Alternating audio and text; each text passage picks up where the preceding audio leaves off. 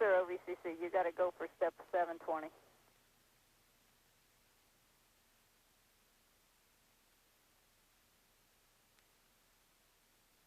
OVCC, OTC. Copy, ma'am. Thank you.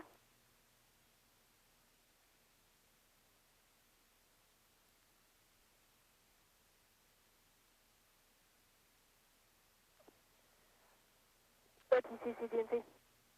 OGNC. I can give you step 734. Copy.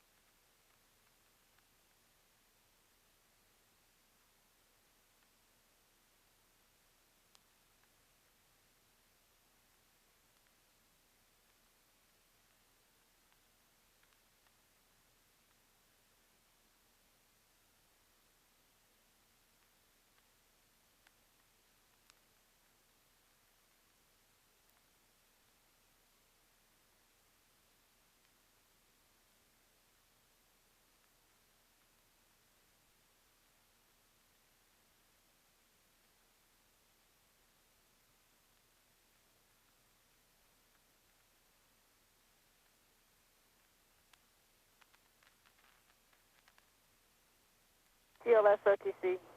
Air to ground 1. This is Shuttle Launch Control, T-minus 1 hour, 2 minutes and counting. Just received a go for hatch closure for the door, for the crew hatch. And so that operation is now beginning. Alignment of the inertial measurement units is now complete. TLS copies. Is that an outperform? An update again on our COLAs, collision avoidance quotients, and there are none. Look at step 717. We need to do that this morning. Yes, we do. Okay. Thank you. Are you ready for it? And in the SRB recovery area, the ships are reporting seas 2 to 3 feet right now with easterly winds about 10 knots. Go ahead, ma'am. Yeah, we are repositioning vent doors. And the water temperature is 72. I copy.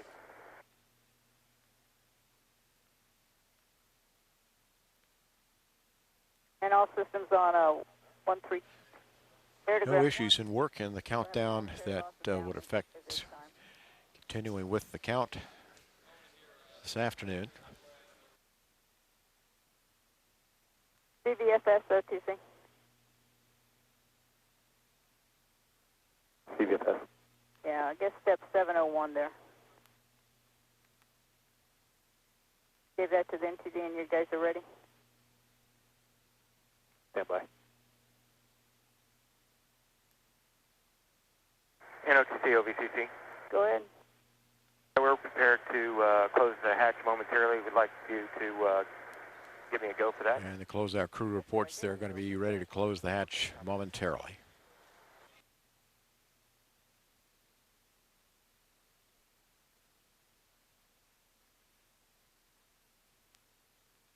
Our overseas landing sites report they are still green.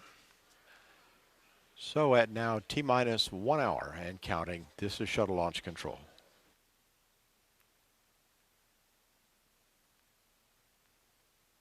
OTC CGLS 212.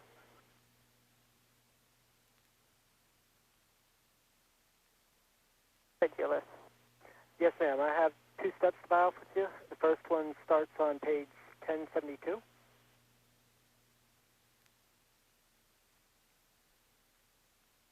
Page 1072. 1072, yes, ma'am. I can give you step 603. Copy. Hang on just one. I'll be right back with you.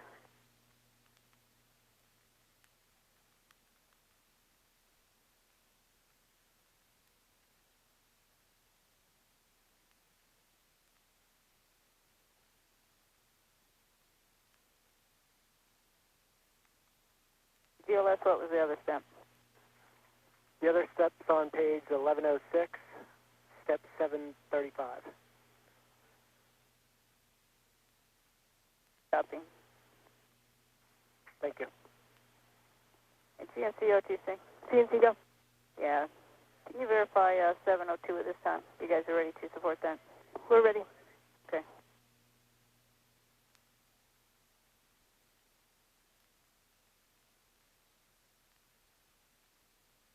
CNC, you got to go for 702 IMU. PVD 719. Copy 719. Thanks, PVD.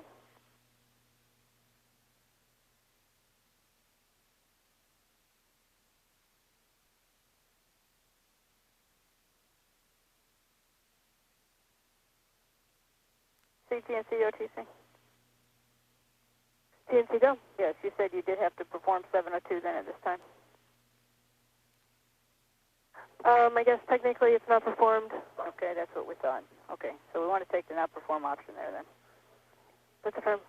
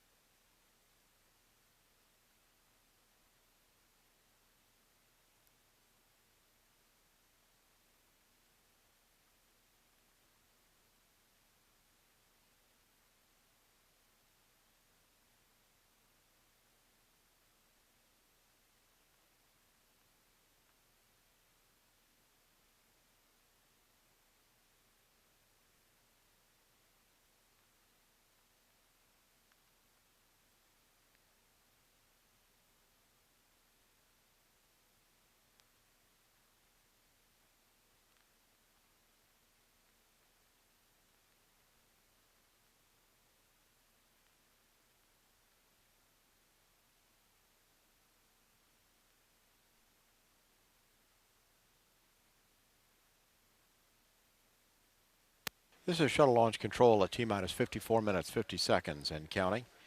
At this point in the countdown, the Mila tracking station at KSC has now switched from low power to high power for liftoff. Once the space shuttle lifts off from the launch pad, the Mila tracking station will provide air-to-ground voice data and telemetry to Mission Control in Houston. During launch, Mila will follow the vehicle for 7 minutes and 15 seconds, at which time coverage will switch to the TDRS East tracking and data relay satellite. At 36 minutes into the mission, coverage will shift to the TDRS Zone of Exclusion satellite over the Indian Ocean, where both TDRS East and TDRS West cannot see coverage until the space shuttle can be acquired by TDRS West 49 minutes after launch.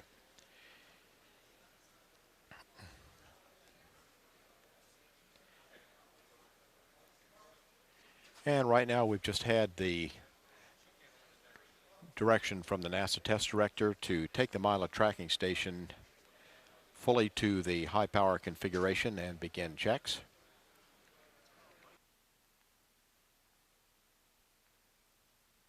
And confirmation Mila is going to high power. During the second and third minute of the flight, the Ponce de Leon inlet tracking station about 30 miles north of Cape Canaveral will become the primary communications link. This is because during about a 1 minute period, the signal back at the Kennedy Space Center is essentially blacked out by the highly reflective plume of the solid rocket boosters. And also, besides the ongoing support of TDRS East and TDRS West throughout the mission, also available to support is a network of tracking stations on the ground that can be called upon at any time during the mission. It's an Air Force system of ground stations around the world that are part of the Department of Defense network of military spacecraft tracking stations, and they're available to support the Space Shuttle at a moment's notice.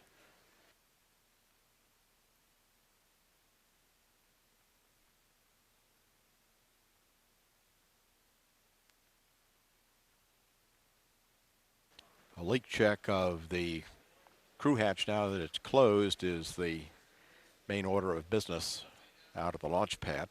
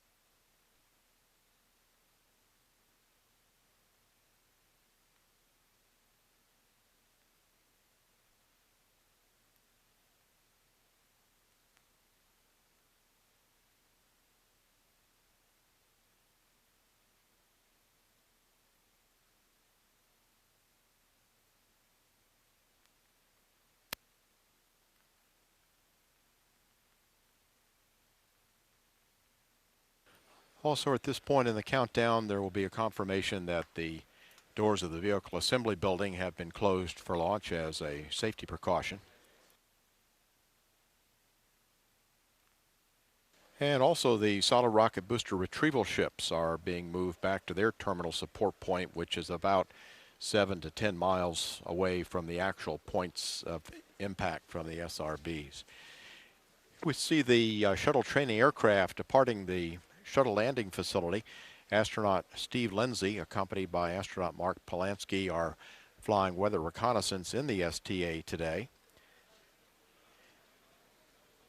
Steve Lindsay will be shooting approaches to the runway at the shuttle landing facility to judge the visibility and assess the wind conditions, and also take a look at the local weather conditions around the Kennedy Space Center in Cape Canaveral and off to the west of KSC.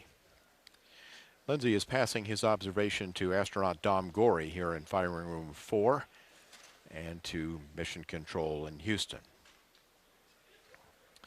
All of the standard weather observations and forecasting normally performed before launch are being performed today. The final phase of forecasting began yesterday with a series of balloon releases. In the last 24 hours leading up to launch, up to 24 weather balloons of different types are scheduled to be released. Today, a total of 9 Raywinson balloons were released, which collect data on temperature, humidity, wind speed and direction, and barometric pressure up to about 100,000 feet. And also 6 gem spheres are released. These are intended to provide very highly accurate data on the wind speed and direction up to about 60,000 feet.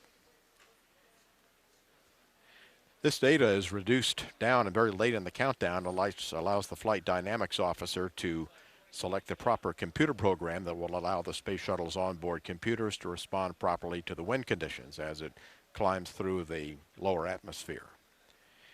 And the solid rocket booster retrieval ships from approximately 140 miles downrange are relaying conditions in the SRB impact area.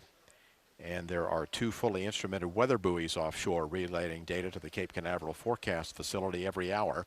These are located offshore from Cape Canaveral about 20 nautical miles, and another one about 110 nautical miles.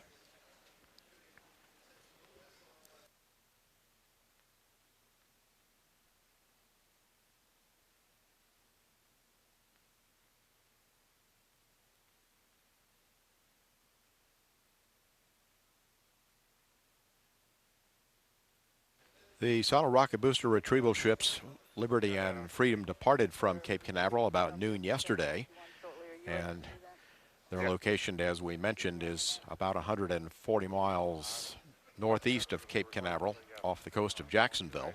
That's there now. And they are expected to return to Cape Canaveral between 2 and 4 p.m. on Sunday. 761. Copy.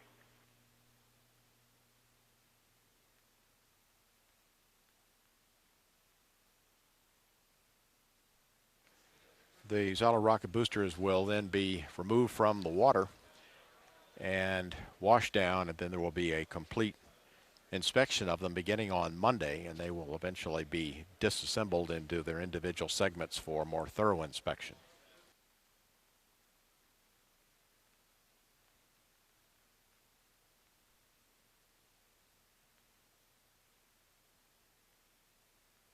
And CCME, they've got to go to pick up on 761 at this time. Heading over to 128.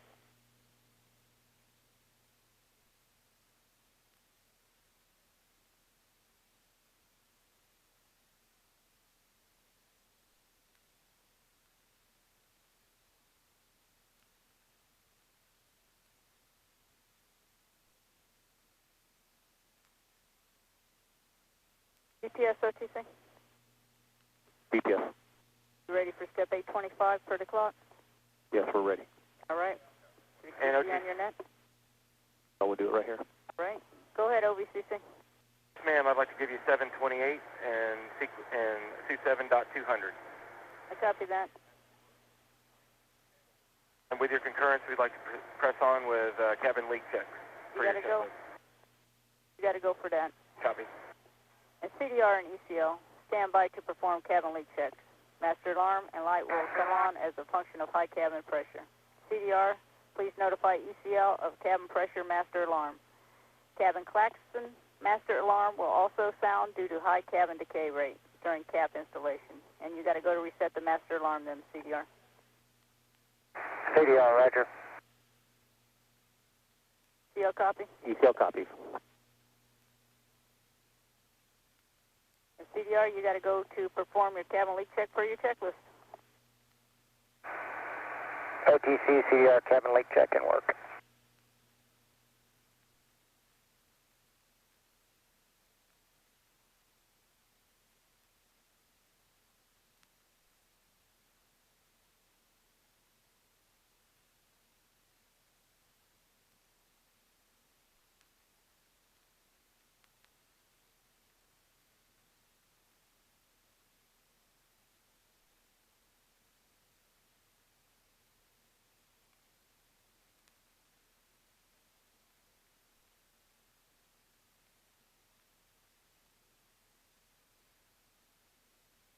OTC to CCL. So, We're ready for step 732.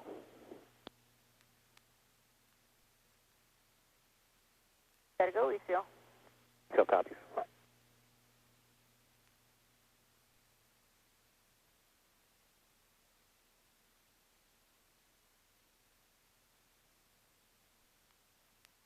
OTC CDR, the cabin leak check steps are complete.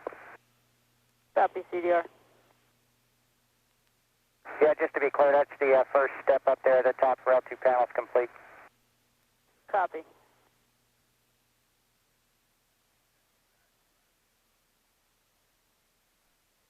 OTC, CCME back from 128. Copy, CCME.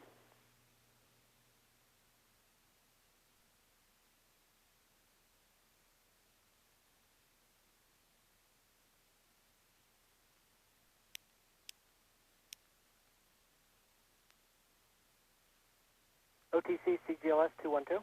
Go ahead, GLS. Yes, ma'am. I can give you steps 814 through 819 with the fill-in on 816 as listed. This is Shuttle Launch Control, T-minus 43 minutes, 20 seconds and counting.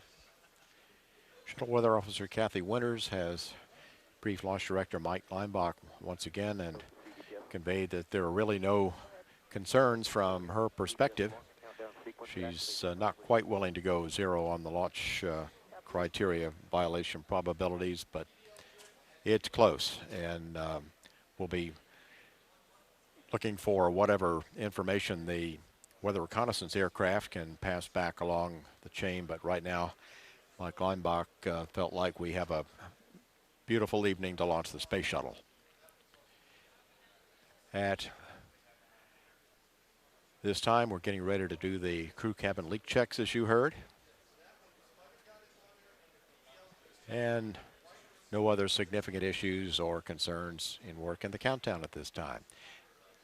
At T-minus 42 minutes, 23 seconds and counting, this is Shuttle Launch Control.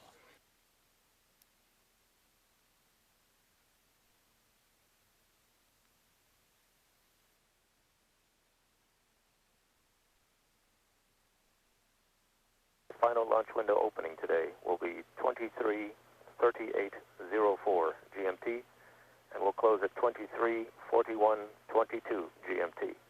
Our LOX drainback hold time is 2 minutes, 8 seconds based on engine performance.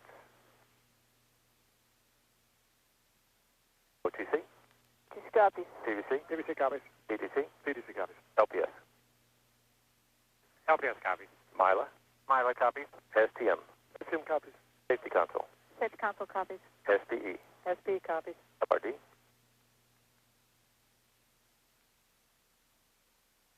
RD copies. SRO?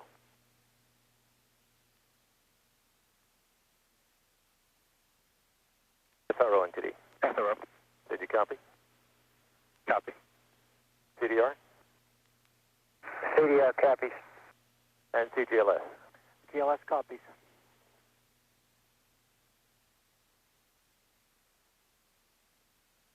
And CGLS, set the countdown clock to resume at 23:29:04. GLS copies, and that's complete. You have a pending resume for 23:29:04 GMT. Copy, thank you.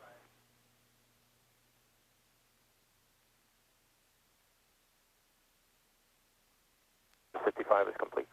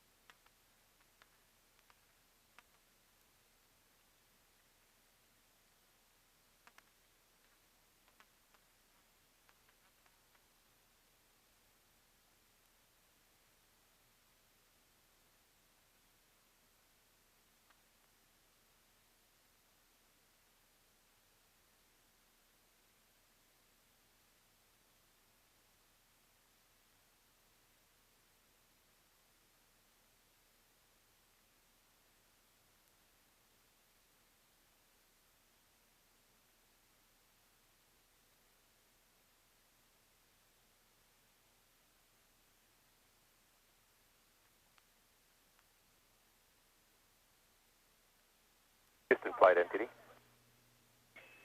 NTD Houston Flight 212.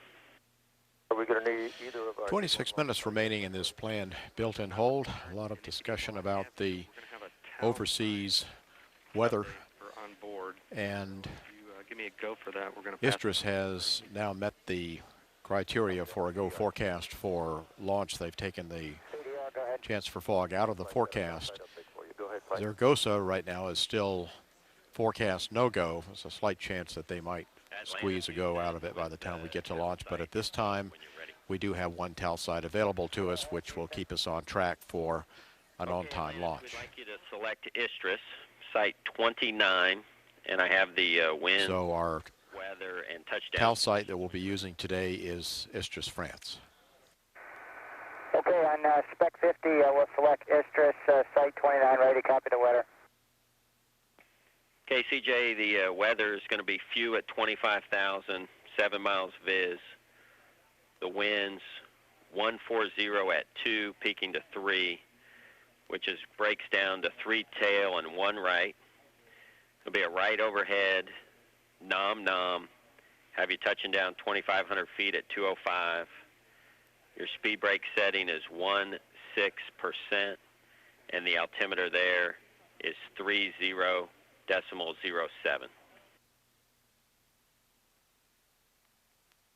Okay, Houston, we copy all and 30.07. That's a good copy, and that's the only update we have for you. Okay, and just verify, Tony, we're still going to be on KSC-15 for our TLS. Hey, thanks for double checking. That's affirmative. Still KSC 15. Okay, and MLS channel 8 is set then. And we copy. Thanks.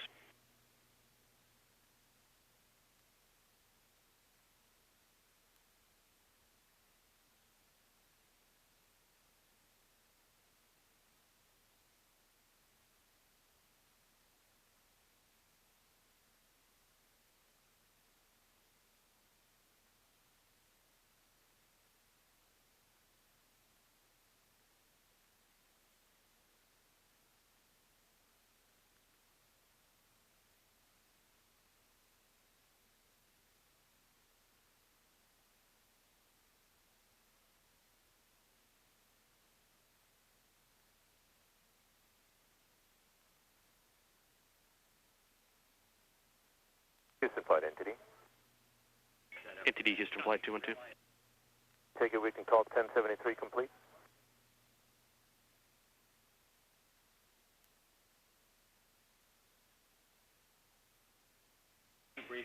Entity Houston Flight, that's affirmative. 1073 is complete. Copy, thank you.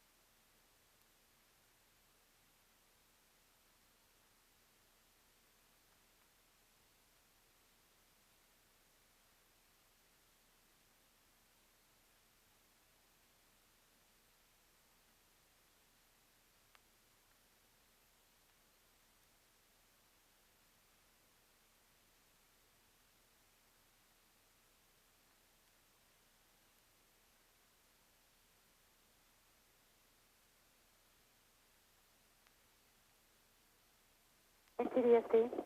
ST? Yes. IPR 144. Just Correct. wanted to go ahead, since we're still running around getting signatures, I just wanted to go ahead and invoke the OP USA 4741, which allows myself at this point in time to go ahead and dispo open constraints. That one is really a no constraint to launch and paper to follow via the OAS, and to go ahead and let the CMQC know that at this time that they can go ahead and log that constraint is no longer a constraint, that we are trying to follow that up with paper at this time, but due to where we are in the count, that we may not be able to go dot the I's and cross the T's and get all the signatures, but that's just paper only at this point in time. But we will follow up with the appropriate paperwork after launch. And I copy and concur. CMQC NTD? And QC copies. Right, we'll pull IPR 144 as a no constraint, and given that one, I understand our constraints list is now clear. Constraints list is now clear. Thank you very much.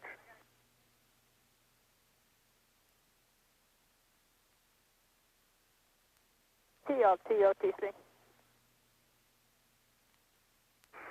OTC, PLT, go ahead. Clear hardware caution and warning memory, and verify no unexpected errors. OTC, PLT, we'll put that in work.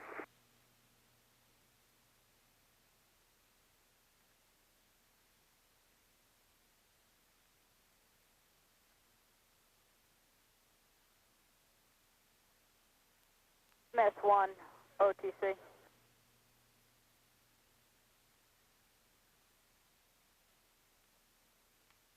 Okay, go ahead for MS1.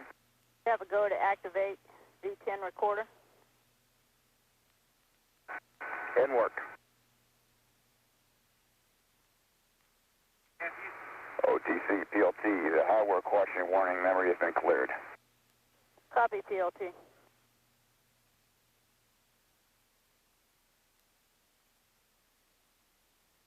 OTC, PVD. Go, PVD. I can give you step 1077, and 1074 was not performed.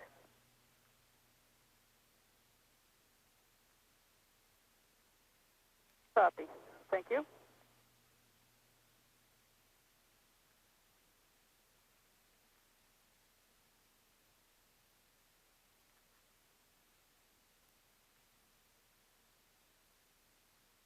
The ENTD.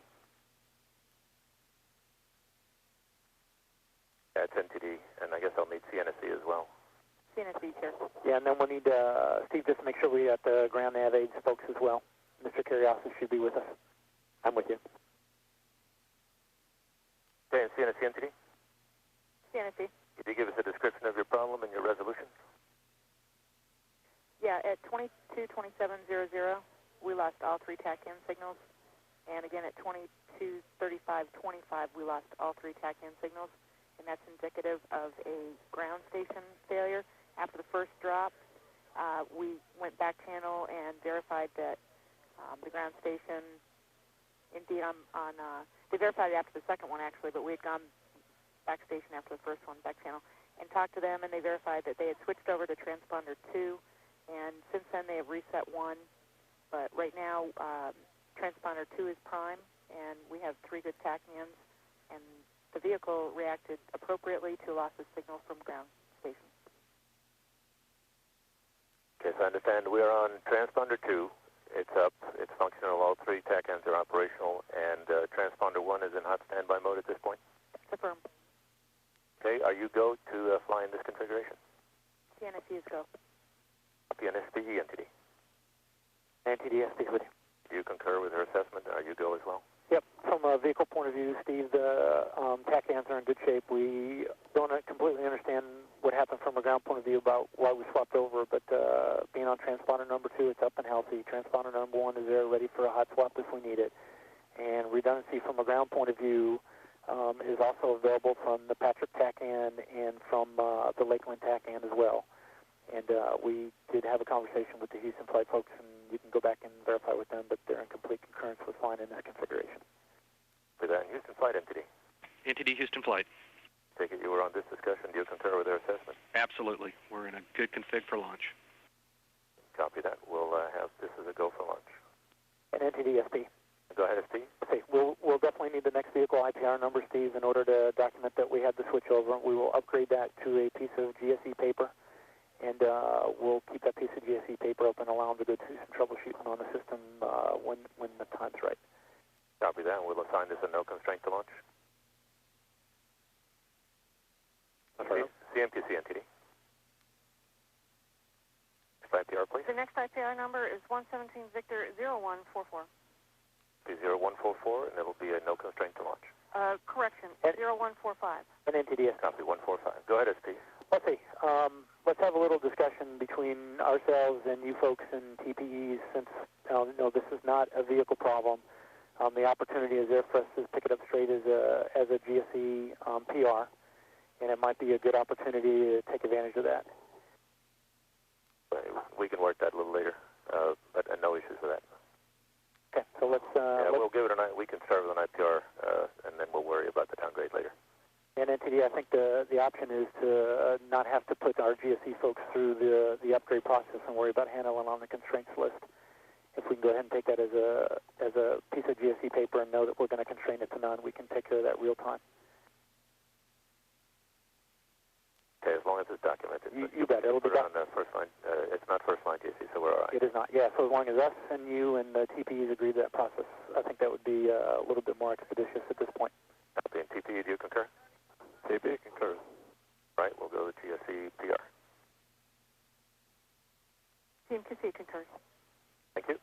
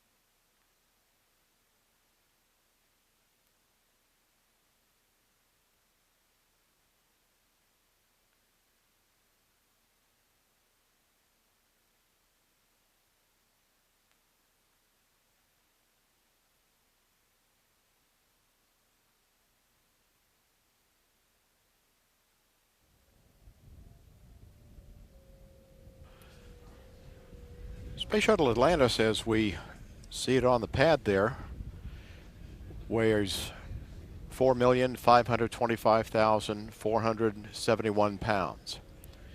The orbiter by itself weighs 270,469 pounds. That's just 6% of the total overall weight of the space shuttle. And by the time Atlantis lands, it will be down to 199,501 pounds.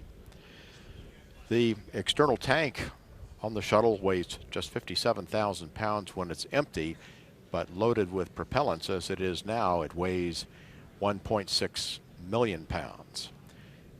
Despite the tank's size, the skin covering it is only 1/8 of an inch thick in most areas, and yet it still withstands the more than 6.5 million pounds of thrust at launch. We have just over 2 minutes remaining in this planned built-in hold. And we'll be entering the terminal count. At the time of launch this evening, the International Space Station will be located 220 miles above the southern Indian Ocean, southwest of Australia.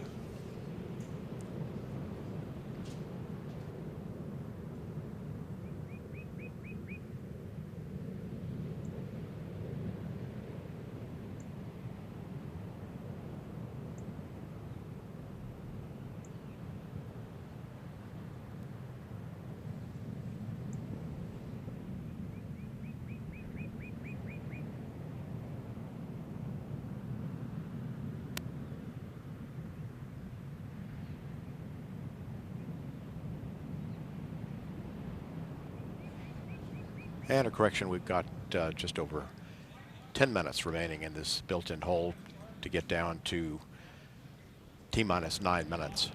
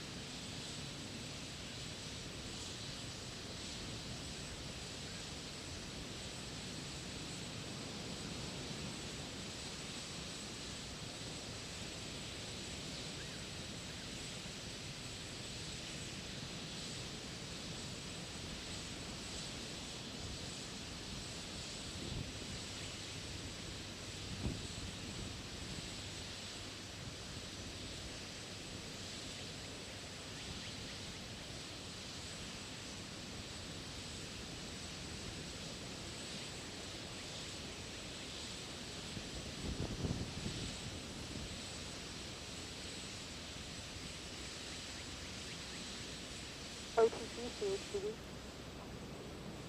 Go ahead, shooting. I can give you step 1097, confidence check complete. Copy.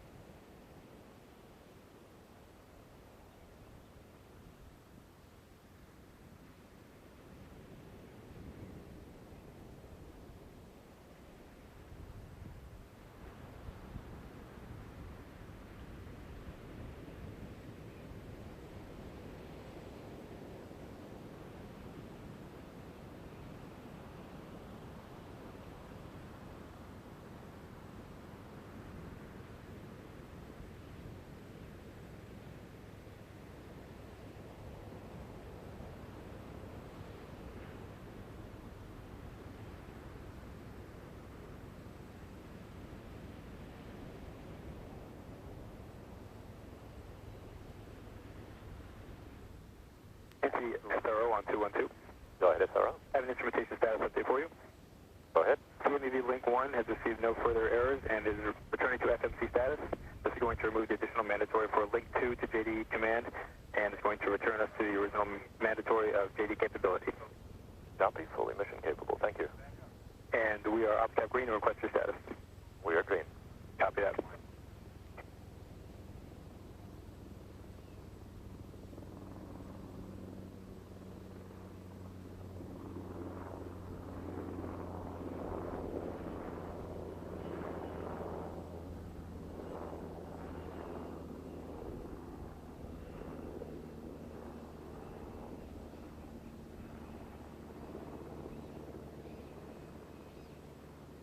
CISL, JRPS, and Houston flight. Perform the L-minus 15-minute recorder activation. ISL? ISL copies. RPS? CRPS copies. Houston flight. Houston flight copies. We'll put it in work.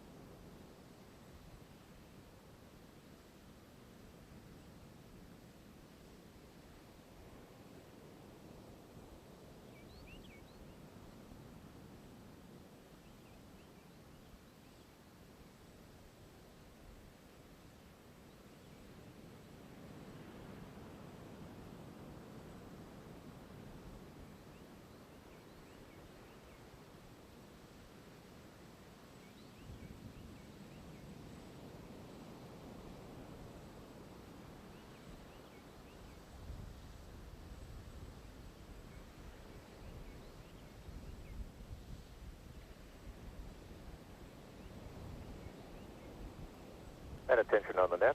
This is the NTD conducting the launch status check. All personnel verify ready to resume count and go for launch. OTC? OTC go. TBC? PTC? TBC go. And TBC go. LPS? LPS go. Houston flight. Houston flight is go. Mila. Mila is go. STM. STM is go. Safety console. Safety consoles go. SPE. SDs go. LRD. LRDs go. SRO. SROs go. You have range clear to launch. And CDR. Atlantis is go. Copy Atlantis. Launch Director NTD. Launch Director. Launch team is ready to proceed. I copy, Steve. Thank you. Processing Chief Engineer. Verify no constraints to launch. Engineer team is go, Mike. Thank you, Charlie. KC Safety and Mission Assurance. We're go, Mike. Thank you, Lana. Payload Launch Manager.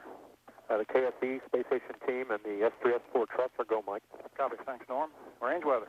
Weather has no constraints for launch. Thank you, Kathy. And Ops Manager. Launch Director, Ops Manager Mike P.M E.T is not working any issues. You are go to launch. Copy, Leroy. Thank you.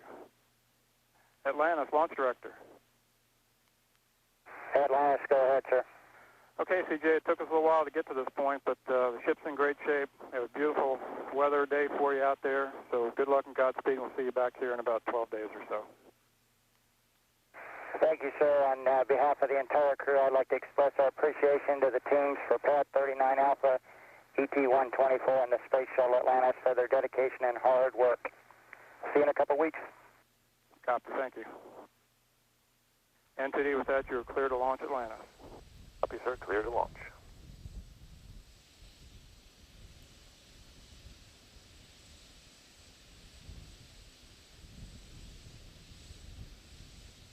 Attention on the net. The countdown clock will start 3 minutes, 30 seconds.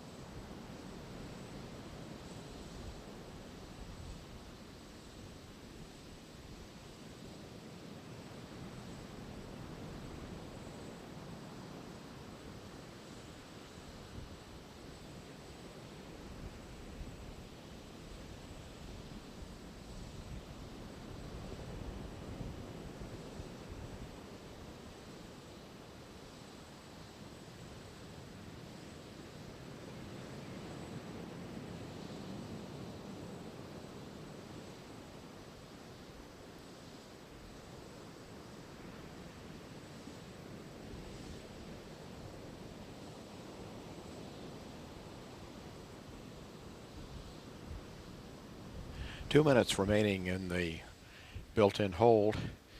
Istrus remains go for launch. Zaragoza is gradually coming into line, and while currently is observed no-go, it is forecast to be go at the time that it would be needed, so they may become an option as well.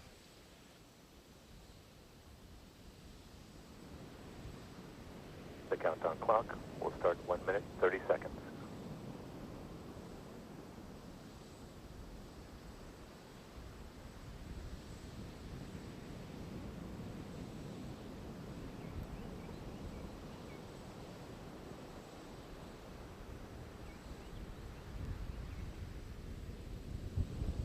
NTD ISO. Go ahead. Sir, I can give you step 1081. Copy. Recorder activation complete. 1 minute remaining in the hold.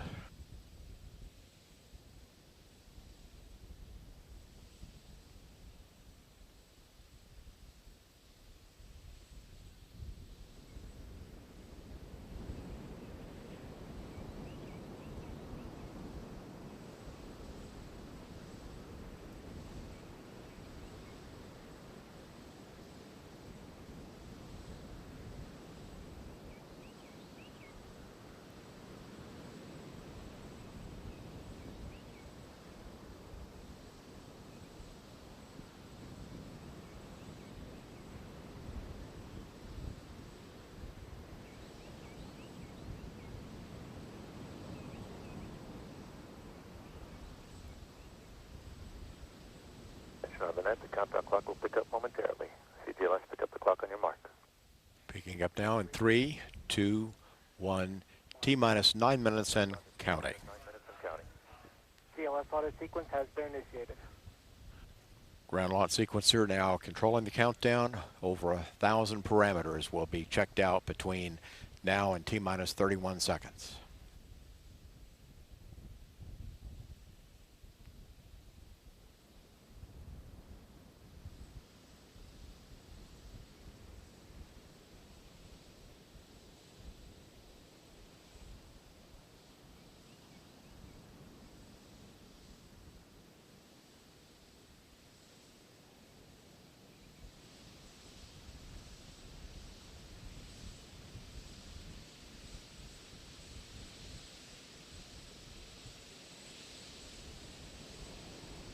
The final pre-launch stored commands are now being loaded aboard. And the pilot is being directed to activate switches to connect the fuel cell essential buses. Next activity. Mother Nature has taken her shot. Now it's our turn to fly. Have a good one. Atlantis, roger. Next activity will be to retract the orbiter access arm. OTC, PLT, the essential buses are connected to the fuel cells. Copy. CLS is go for orbiter access arm retract.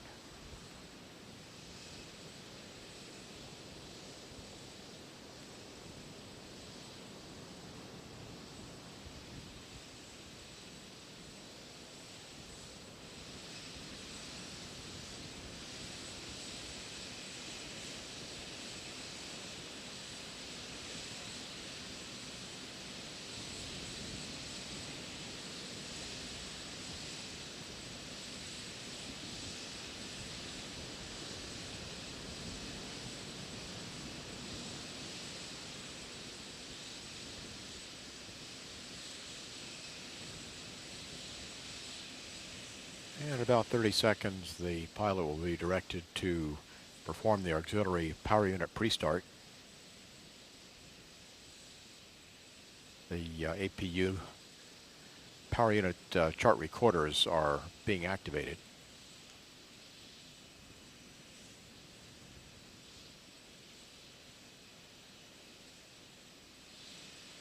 CRPS, start APU display recorders.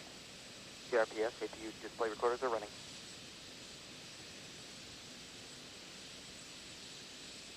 PLT, OTC, perform APU pre-start. OTC, PLT, APU pre-starts in work.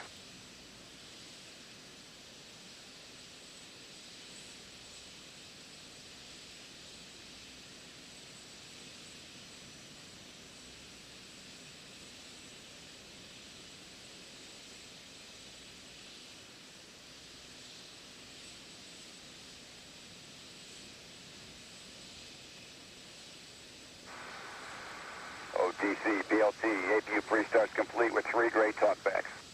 Copy.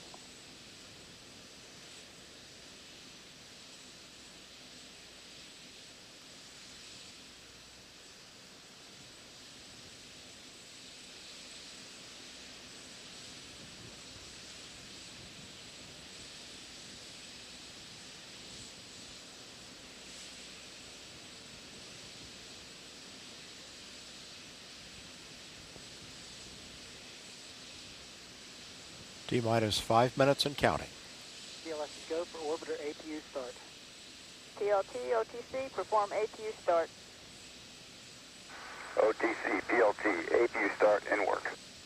CDR, reconfigure heaters.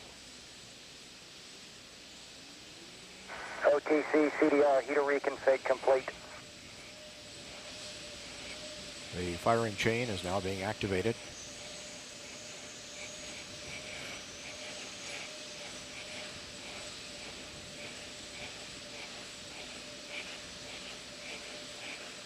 Range safety systems are activated. 3 good APUs. OTC, PLT, APU start is complete. 3 in a high green. Copy.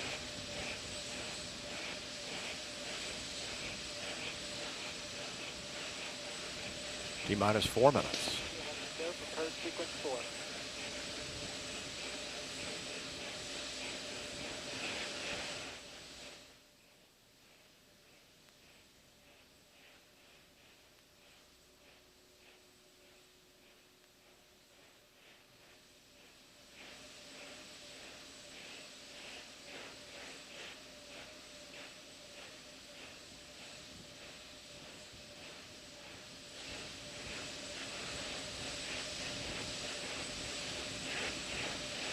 Steering checks of the 3 main engines are now underway.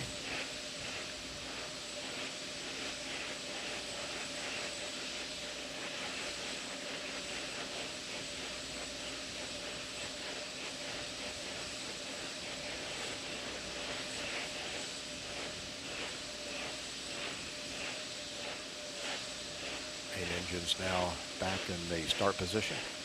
3 minutes and counting. TLS go for ET LO2 pressurization.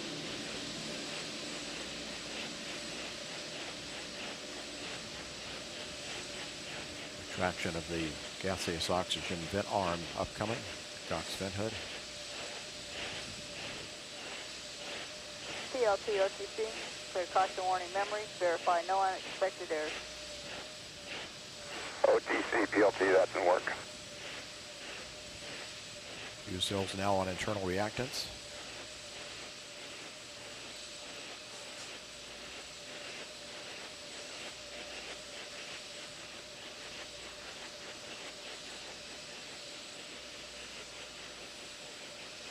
Atlantis, close and lock your visors and initiate O2 flow.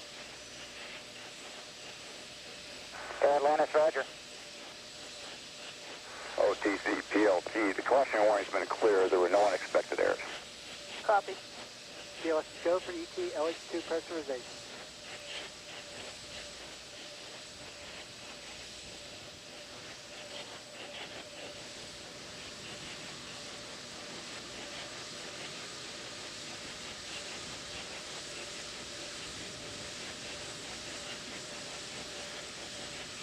T-minus 90 seconds and counting.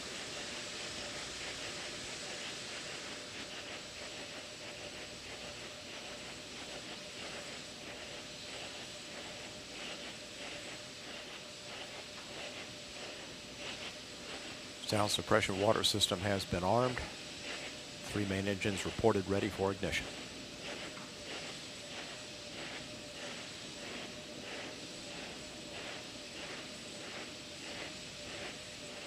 One minute.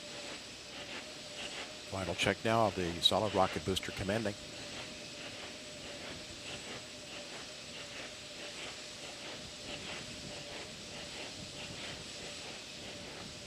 "45 seconds and counting. 45 seconds to launch. ET helium inject, Delta P number 2. Standing by for the handoff. GO3. We're go. Copy. And the handoff has occurred. Ground launch sequencer has handed off to Atlantis' onboard computers. 25 seconds. Go. Yes, sir. Attack the minute. We're going to continue. Sound suppression water system is activated. 15 seconds and counting. 10 seconds. T-minus 10, 9, 8, 7. Main engine start.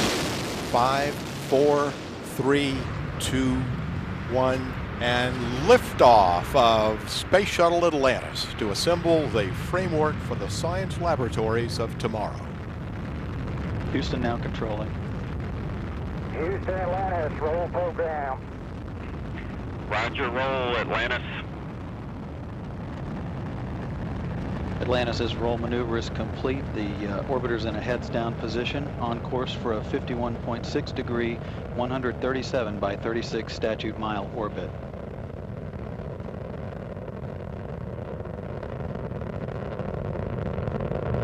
All systems in good shape. Engines throttling down as Atlantis prepares to maneuver through the area of maximum dynamic pressure on the vehicle in the lower atmosphere. Already 7 miles away from the Kennedy Space Center at an altitude of 5 miles.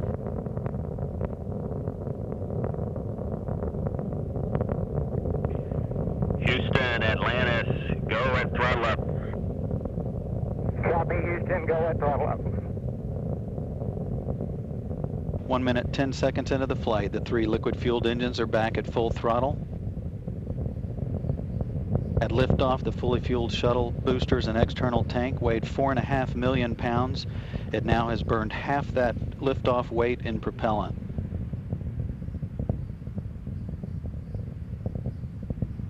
One minute, 30 seconds, all hydraulic systems in good shape.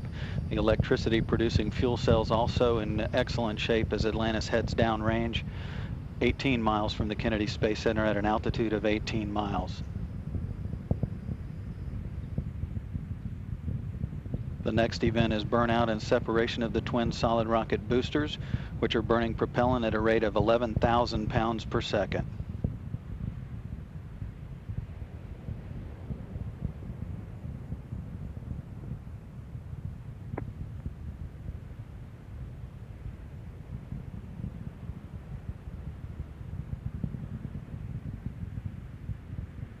SRB separation is confirmed 2 minutes, 15 seconds into the flight.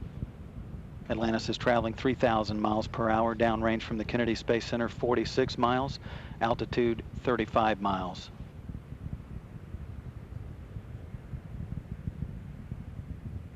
Ignition of the twin orbital maneuvering system engines on the tail of the orbiter, providing an additional boost toward ascent and heading off toward the International Space Station.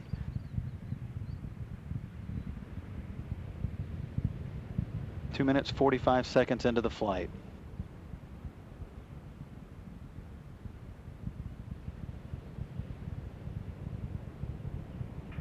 Atlantis, 2-engine TOW. Copy, 2-engine TOW. Atlantis can reach Zaragoza in Spain in the event of a single engine failure. However, all 3 engines are continuing to perform as expected. Hydraulic systems in excellent shape, as are the fuel cells producing the electricity for the vehicle. 3 minutes, 20 seconds into the flight. Atlantis is 97 miles downrange at an altitude of 51 miles, traveling 6,000 miles per hour.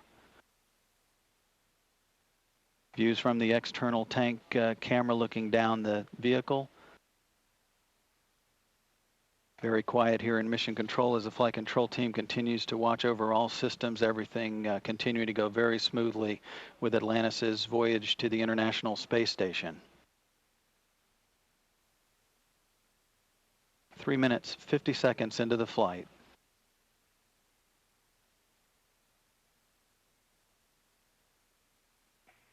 Atlantis, negative return. Roger, negative return. Atlantis can no longer return to the Kennedy Space Center in the event of an engine failure, but all 3 are continuing to perform well, as are the hydraulic systems and the electricity producing fuel cells. 4 minutes, 20 seconds into the flight.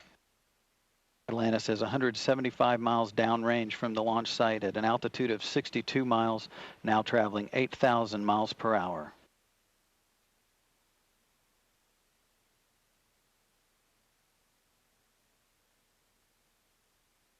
The twin orbital maneuvering system engines continue to provide an additional boost to Atlantis as it heads toward the International Space Station. That ohms assist should wrap up in the next 15 seconds or so. All continuing to go very smoothly with Atlantis' trip to the International Space Station. On board, Rick Sturckow in the forward left seat, Lee Archambault in the forward right seat, Pat Forrester, the flight engineer, between them. Steve Swanson serving as mission specialist number 2. Clay Anderson on his way to the International Space Station to replace Sonny Williams. Atlantis, press to ATO. Copy, Houston, press to ATO. 5 minutes, 30 seconds into the flight. Atlantis can reach orbit on 2 engines now, should one fail. However, all 3 are still performing as planned. Atlantis, single engine ops 3. Copy, single engine ops 3.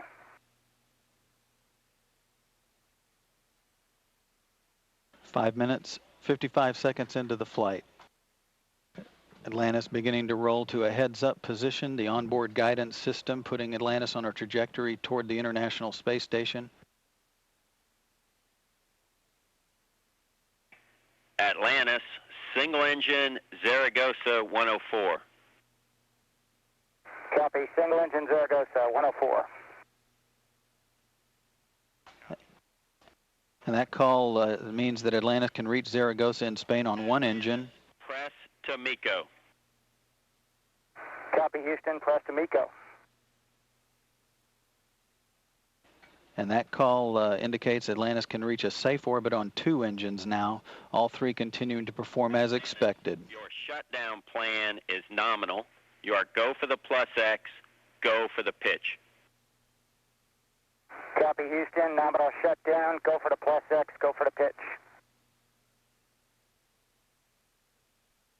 The flow of fuel from the external tank into the three Space Shuttle main engines is equal to that of draining an average backyard swimming pool in 25 seconds.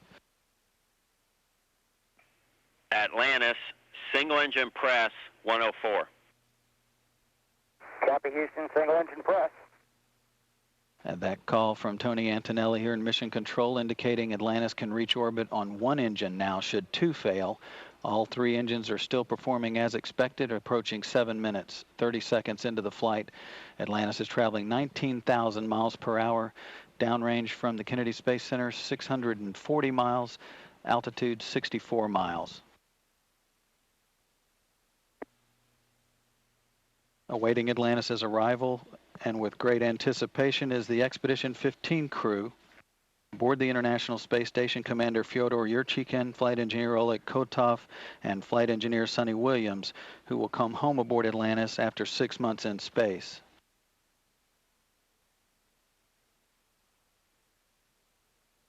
Eight minutes into the flight, the engines are now throttling back to maintain the structural limits on the orbiter as it approaches loads near 3 times gravity. We're standing by for the main engine cutoff confirmation from the booster officer here in Mission Control.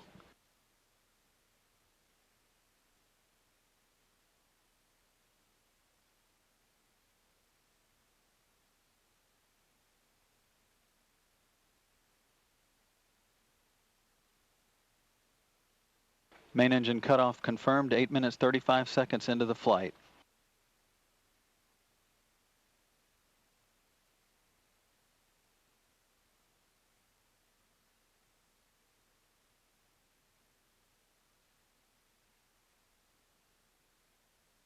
Separation of the fuel tank has also been confirmed. The crew handheld photography setup will be underway shortly with a plus X maneuver that's managed by the commander on board, Rick Sturckow. Atlantis following away. You can see the thruster jets firing as the orbiter is being maneuvered for the handheld photography. Atlantis, Houston, we show a nominal MECO. OHMS 1 is not required. Atlantis, roger, OHMS 1 not required.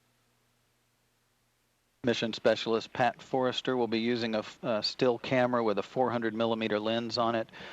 Danny Olivas will be using a mini DV camera taking video of the external tank as it falls away from Space Shuttle Atlantis 9 minutes 45 seconds into the flight. Atlantis now in orbit after a very uneventful climb to space with no systems problems that the flight control team discussed whatsoever on the way uphill.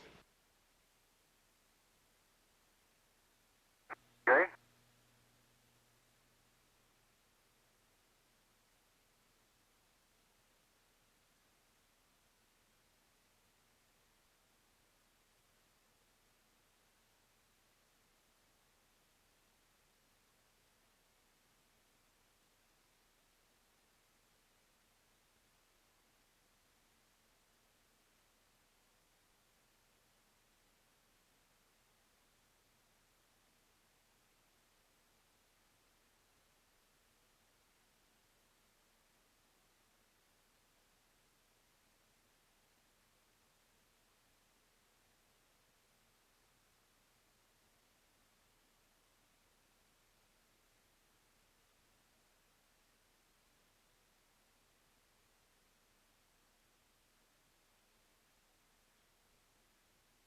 Launch Director Mike Leinbach addressing the launch control team.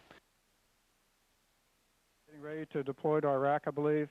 So Juan did a great job on the FRCS when we had the blankets that were covering up the vent port and caused an anomaly on 103.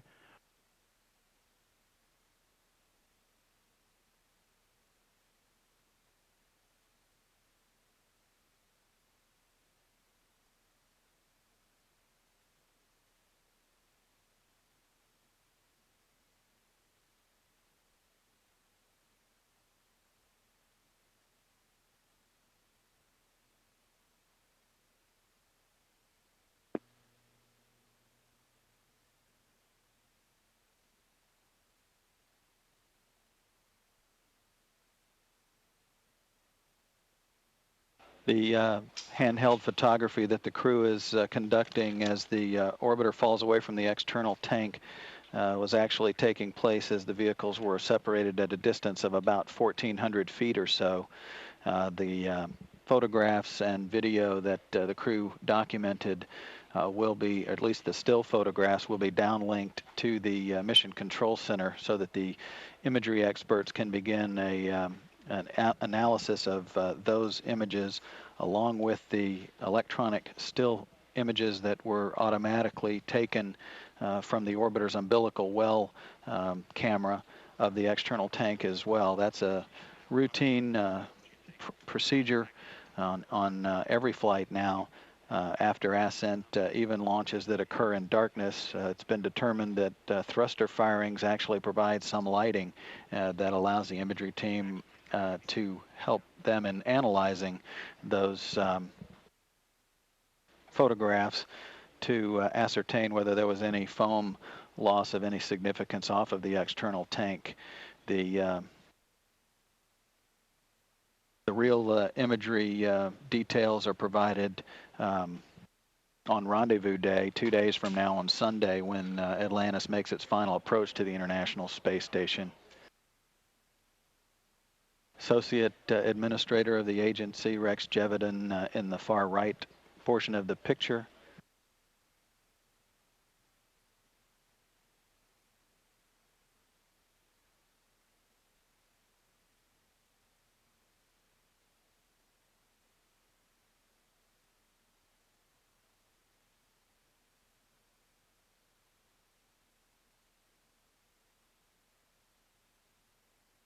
The NASA Test Director Steve Payne being inaugurated into the family, and a tradition is to cut his tie, as you saw there, Mike Leinbach doing the honors. With APU hide, shut down and work for the checklist 3-3. That's a good readback, Brew.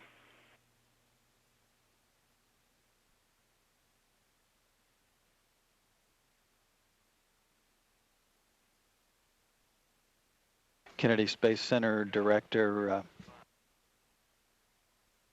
Bill Parsons, formerly Space Shuttle Program Manager.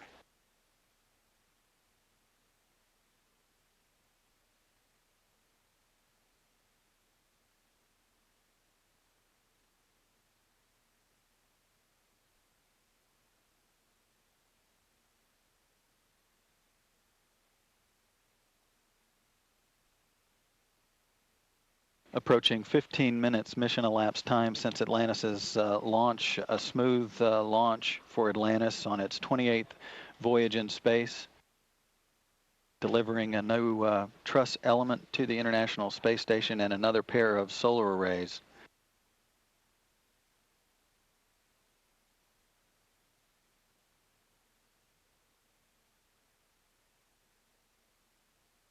Five of Atlantis's crew members, rookies no more. They are in space for the first time. Pilot Lee Archambault, flight engineer Steve Swanson, Danny Olivas, mission specialist number 3,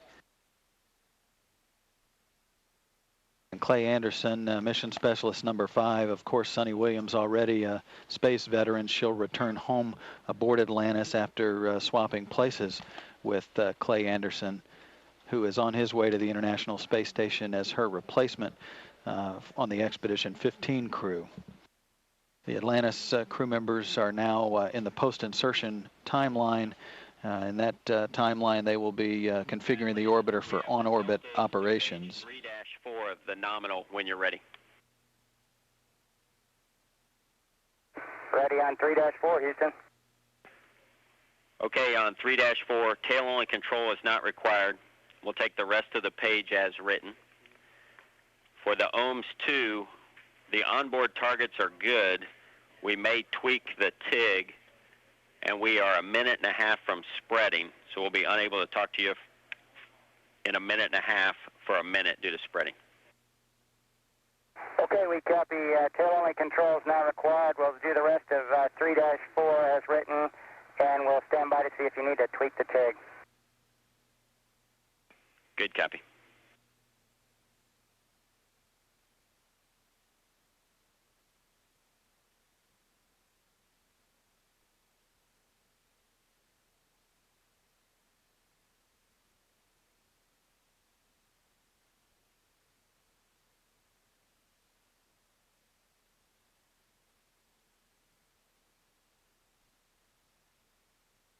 As Atlantis' crew continues through the post-insertion timeline, we'll enjoy the post-launch launch replays from the various cameras located around the Kennedy Space Center to document Atlantis' climb to orbit.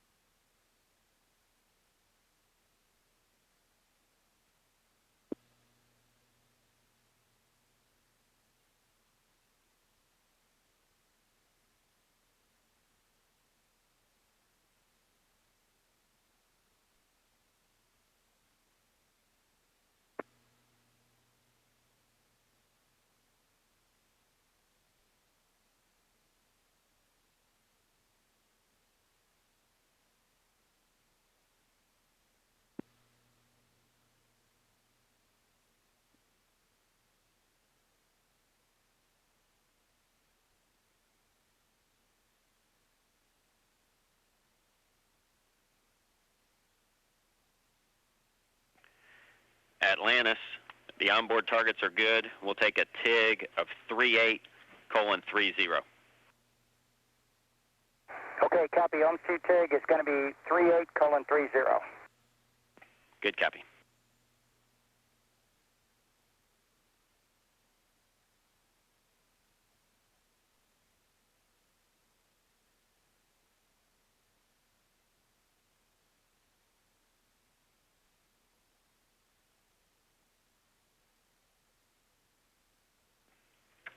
Atlantis, Houston, for 3-6 and 3-7, we'll take those as written.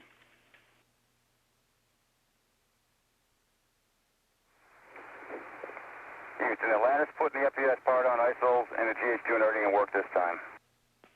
Houston copies.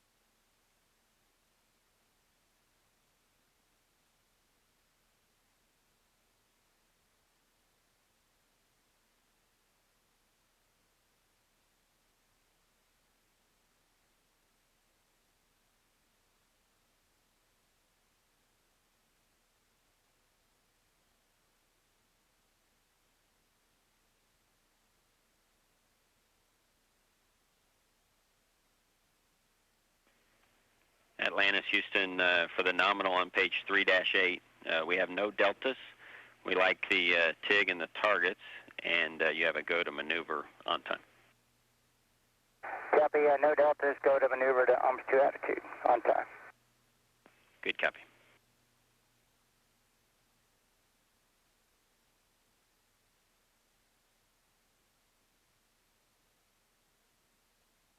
This is Mission Control Houston, continuing to enjoy launch replays of Atlantis' 28th climb to orbit. The launch time was on time at 6:38 and 4 seconds. Central Daylight Time, 7:38 and 4 seconds Eastern Time. Now at the 25-minute point in the mission elapsed time, we just have confirmation that the external tank doors underneath the orbiter have been closed and latched. Crew continuing to work through the post-insertion timeline.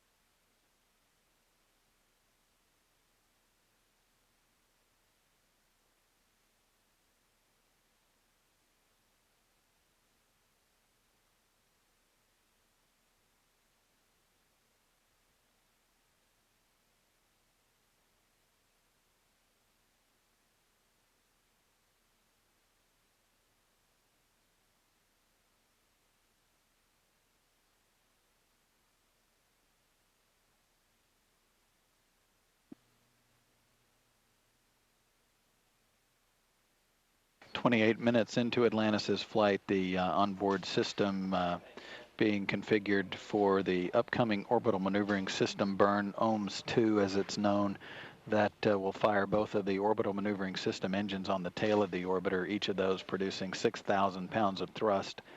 That will be to more refine Atlantis' orbit to basically head toward the go for orbit operations, a number of tasks ahead of the crew to reach that point, with the most likely the biggest being opening of the payload bay doors of Atlantis to get the orbiter cooling system operational.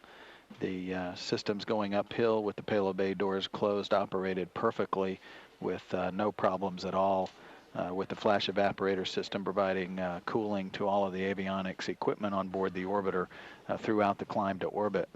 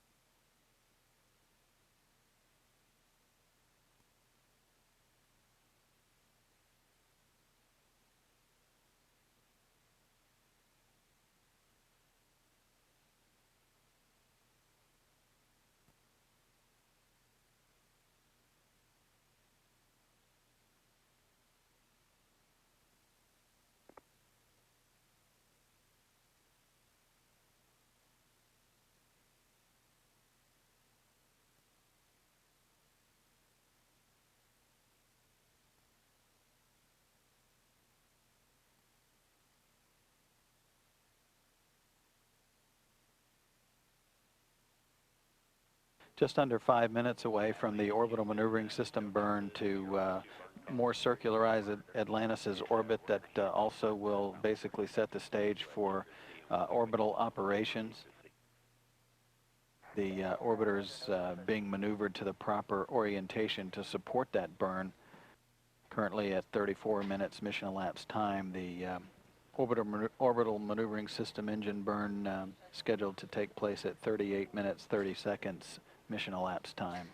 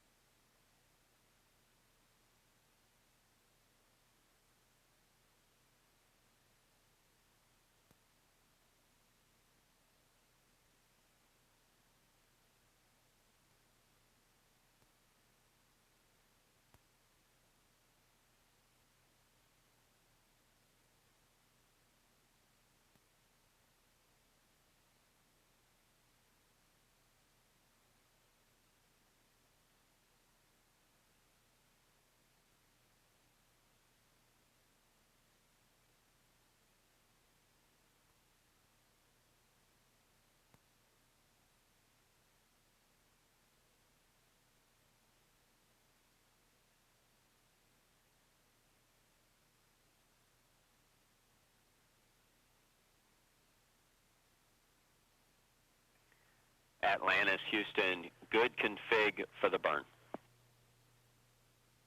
Copy, Houston, good config for the burn.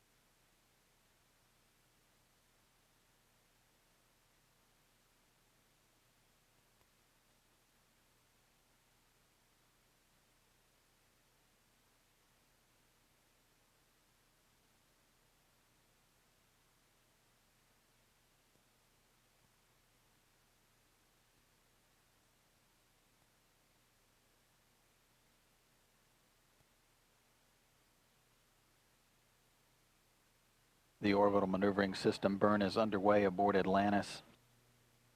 Two good engines, these on either side of the tail of the orbiter, as the goal is to more circularize Atlantis' orbit to set the stage for orbital operations.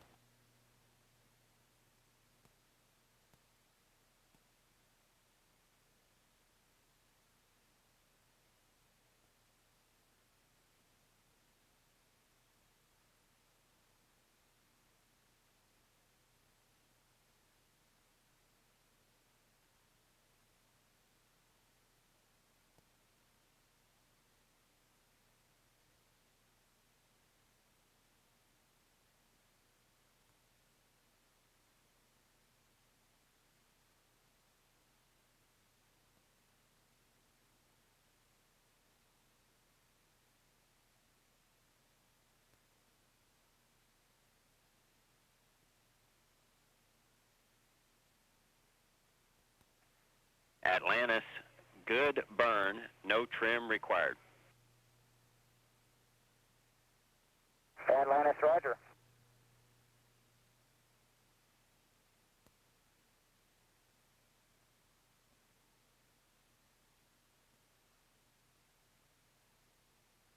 Tony Antonelli notifying Atlantis' crew good orbital maneuvering system burn. Atlantis is now in a 142 by 98 statute mile orbit. -2, we'll take the gimbal check as written and no deltas to the OMS RCS post-burn reconfig. Atlantis, roger. Here comes the gimbal check.